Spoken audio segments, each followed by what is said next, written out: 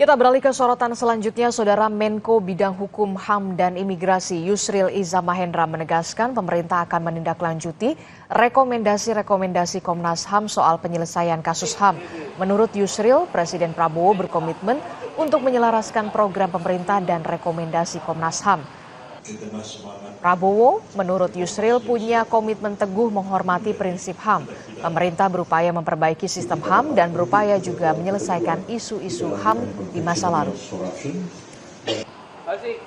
Yang menjadi rekomendasi dari Komnas HAM terhadap berbagai persoalan-persoalan HAM di tanah air itu akan diterima oleh pemerintah, diperhatikan dengan sungguh-sungguh dan dimusyawarahkan bagaimana kita mengatasi persoalan-persoalan yang terjadi baik di masa lalu, masa sekarang maupun rencana kita ke depan dalam memajukan HAM di tanah air.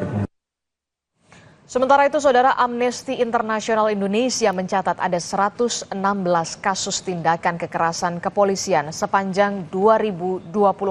Bahkan ada 579 orang jadi korban kekerasan aparat dalam pengamanan aksi unjuk rasa damai. Amnesty mendesak polisi mengevaluasi penggunaan senjata personilnya agar tidak melanggar prinsip-prinsip hak asasi manusia. Menurut Direktur Eksekutif Amnesty International, dari Januari hingga November 2024 ada 116 kasus tindakan kekerasan yang diduga dilakukan polisi. 579 orang jadi korban.